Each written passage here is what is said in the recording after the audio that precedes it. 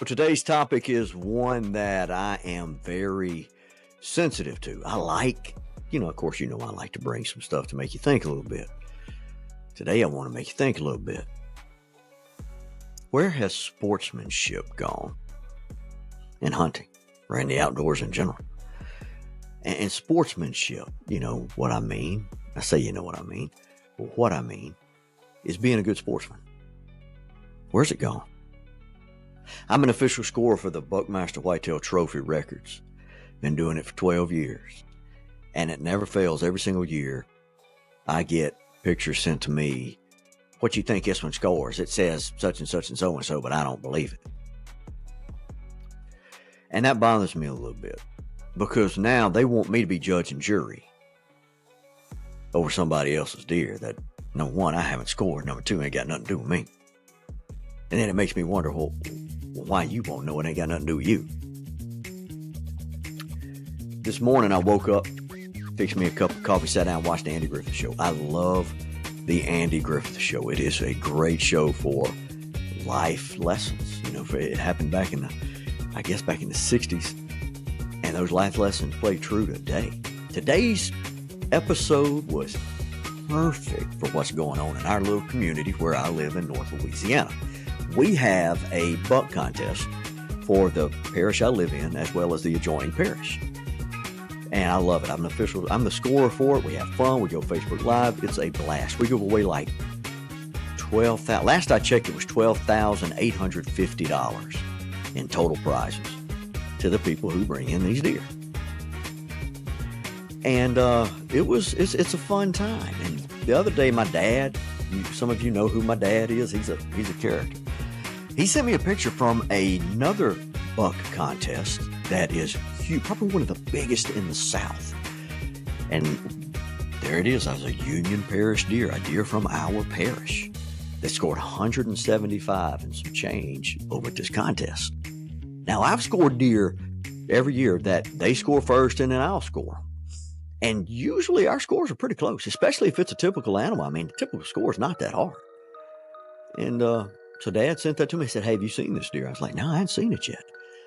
So I got with the guys over at the contest. I said, hey, can you shoot me that guy's contact information? I'd like to make sure he knows we got this contest too. So they did. They shared it. Well, I'm friends with them, And here we go. I talked to the old man. And man, he's a good dude. Real good dude. Got the story. He's going to bring it to our little contest. And I was fired up for him. And then the you-know-what started. People questioning the score of the deer. Because one of the guys that I know, he's got a few Facebook pages he manages. He, put them on some of those pages to get it some attention, let people see what's been killed around the parish. And then it started, the ripping this old dude apart. But that ain't no 175-inch deer. I don't know where they getting 175. That don't look like no 175. Well, first thing I want to know is what does a 175-inch deer look like? Okay, because if that deer right there that I'm looking at, this is it right here. That's a 175-inch frame. I mean, I'm just going to call it like it is. If it don't score 175, you know what? Okay. And that's what I'm leaving you with right now. What I want to get with is, what's that score might matter to you? Why if it's over one? Okay, well, so let's just say, for sake of conversation, that 175 is a little bit puffed up, a little bit inflated. So, what's it matter to you? Are you in that contest? No. Are you in the other Are you in our contest? No. What's it matter? And look at me. Look at this count. What's it matter to you? Because it doesn't matter in your life. It doesn't matter in anybody's life except Mr. Spiller's. And be honest with you, after talking to him, I don't think the score matters to him at all. So I was watching Andy Griffith Show this morning. And the episode that came on was the one, and it was perfect. I mean, it couldn't have been a better episode. It was the one where Opie was trying to win a medal. I mean, I fixed a cup of coffee. I wasn't even going to do this topic today. And this episode came on. And I got this hot cup of coffee. I said, man, I got to talk about it. Opie's trying to win a medal. He works his tail off to win this medal. And when Barney raises his gun, boom, and shoots it, and everybody takes off.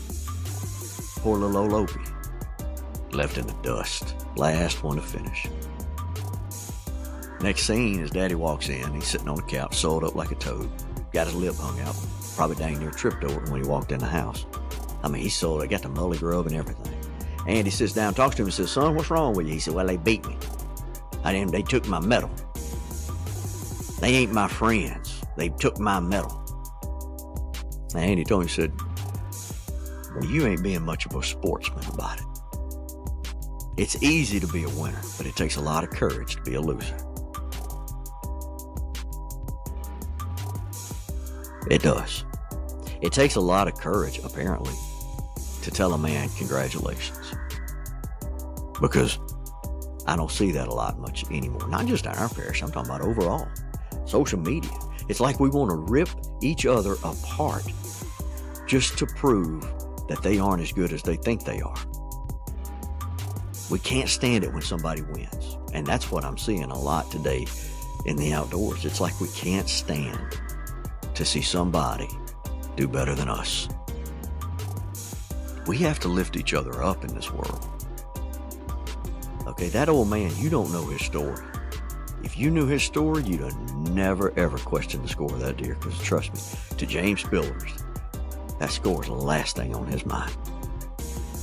The hunt he told me about, that when we get him at K&M, I don't want to tell it to you. Because it is that good. When he gets up there and tells that story, and I hope he tells it the same way he told it to me on the phone. If you've questioned this deer, you're going to feel bad about it, and you should. Andy left Opie, and he said, I'm disappointed in you. I'm just disappointed in you. And I got to be honest, to some of the friends that I see ripping this old man apart on social media, people that I know questioning this guy's deer, I just want to tell you, man, I'm disappointed in us. I'm disappointed in not only you, I'm disappointed in outdoorsmen all the way around, from coast to coast, from Canada through Mexico. Mexico, I say. Disappointed, man. Because we're better than we were raised. I don't know about you, I was raised better than that. I will never forget when Son Henderson, Mr. Son was as humble as they come. And he killed a big deer one night, brought it and made a point to bring it by my daddy's house. Mr. Son at that time was probably in his late 70s. That rascal hunted with a 30-30 double barrel shotgun, slingshot, whatever he could get. He dipped powder snuff. One of the best old men I ever met in my life.